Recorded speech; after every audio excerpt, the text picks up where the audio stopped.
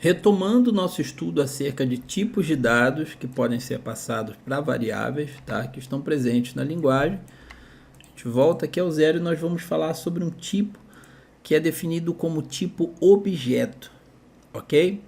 Um objeto dentro do JavaScript, ele é uma variável, né? A variável ela recebe um objeto, o objeto não necessariamente é uma variável, mas as variáveis elas podem receber um tipo de dado que é um objeto. Então vamos criar uma variável aqui chamada meu objeto, certo? Seguindo aqui o nosso raciocínio, ela agora é undefined. Então eu dou um sinal de igual e eu vou fazer uma atribuição.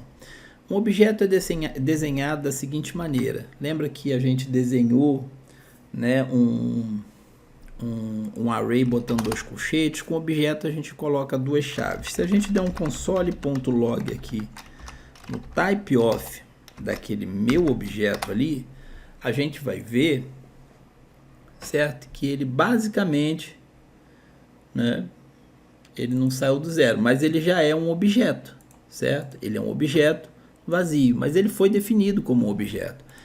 Então o objeto ele foi definido como algo, né, já como um objeto, mas diferente dos outros.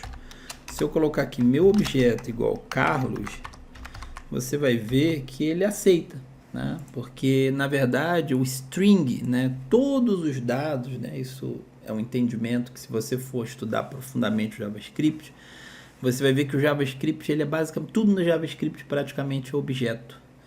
Então quando eu passo Carlos para lá, tá tudo bem. Quando eu jogo um typeof ali, ele diz que é um string, tá? Mas isso aqui é só um concept, não é o nosso foco aqui, ó. Mas eu poderia também passar um number e também de repente passar um array de dados aqui, ó, e tava tudo certo. Entende? Porque basicamente tudo descende, né, de um objeto dentro da estrutura da linguagem. Mas o que a gente quer é entender como funciona um objeto mesmo. Um objeto ele é composto de chaves e valores, ok? Então, dentro dessa estrutura aqui, a gente vai ter uma chave, por exemplo, nome, tá? Que pode ser escrito assim, ó, sem aspas, sem nada, dois pontos, né? E o valor da chave, aí vai ser uma string, ó, Carlos, tá vendo? Então, o meu objeto tem uma chave que se chama nome, tá vendo? Que é uma chave do tipo string, tá? E o valor dessa chave é Carlos, tá? E aí a gente vai ter aqui uma outra chave que chama sobrenome. Uma outra forma de escrever as chaves é colocando aspas também e dois pontos, tá? Sobrenome é que eu vou colocar Costa. E vamos criar uma outra chave aqui, vamos chamar de idade, tá? Dois pontos, 38, ok? Que é um número, tá vendo? Então, se a gente for ler agora o meu objeto, a gente vai ver que ele vai ser uma estrutura entre chaves, certo? Entre chaves, no caso, chaves da língua portuguesa. Mas, ó, a chave nome tem um valor Carlos, a chave sobrenome tem um valor Costa, a chave idade tem um valor 38, tá? Então, se a gente tentar ler, por exemplo, só o nome, eu boto meu objeto, ponto, você vai ver, ó, meu objeto, ponto, nome, tá? Meu objeto, ponto, nome, ele vai entregar para mim Carlos, né? Ok? Meu objeto, ponto, nome. Então, se eu quisesse mudar ali em meu objeto o valor da chave nome, eu diria meu objeto, certo? Meu objeto, ponto, nome é igual 40, igual 5. Você viu que deu problema? Que diferente dos arrays, as chaves elas são tipificadas. Então a chave aqui ela é do tipo string, então ela tem que se manter do tipo string durante o processo, tá? Se eu passasse um 5 assim do tipo string, não teria problema nenhum, tá? Então aqui, ó, eu modifico o valor da chave de meu objeto dessa maneira, tá? Então como que eu acesso, tá lá, João, certo? Como que eu acesso as chaves definidas do objeto? Utilizando o ponto, você vê que quando eu clico o ponto, ele já me diz as chaves que eu tenho disponível, idade, sobrenome, tá? Então eu consigo atingir as chaves dessa maneira. E uma outra maneira também é meu objeto, entre colchetes, nome, ó, o nome da chave, tá vendo? Igual, né, Pedro, certo? Então a gente dessa maneira também consegue acessar os objetos, tanto para ler quanto para passar valor, tá? E ali em cima, se a gente quisesse também, o nome poderia estar aqui entre colchetes, tá vendo? E entre parênteses também vale, né, como uma escrita válida de chave, tá?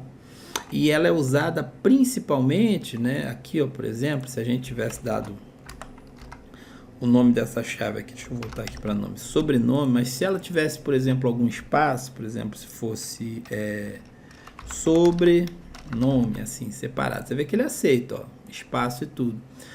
Aqui, ó, quando eu fosse, ele não aparece, porque eu não posso fazer sobre, espaço, nome, né?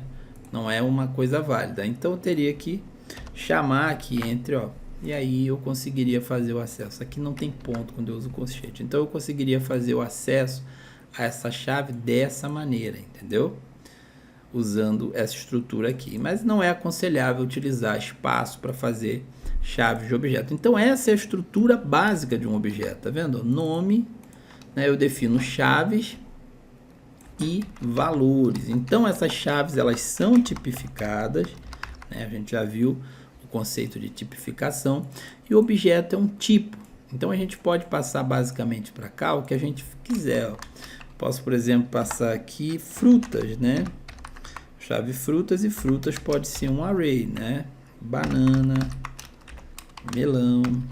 Então são infinitas as possibilidades de se criar dentro de um objeto aquela estrutura. Qual a diferença na memória, né, de um objeto para um array? Enquanto a gente viu que no array, né, a estrutura ela é definida e ele acaba fazendo vários n's, né, no objeto ele também nos dá essa estrutura fragmentada dentro da própria variável. Porém, ele tipifica essas estruturas, não deixando como n, tá? Então ele acaba definindo isso aqui como um tipo e a gente precisa seguir. Basicamente essa é a diferença. É porque no array a gente simplesmente diz, né, a ordem que as coisas devem ficar: 0, 1, 2 e 3. E no objeto a gente não só diz a ordem, mas a gente cria um índice, né, que é um apontamento para onde aquilo está dentro dessa estrutura, tá? Vamos só entender uma coisa. Quando o processador ele vai ler um array, ele vai no ponteiro do índice, certo?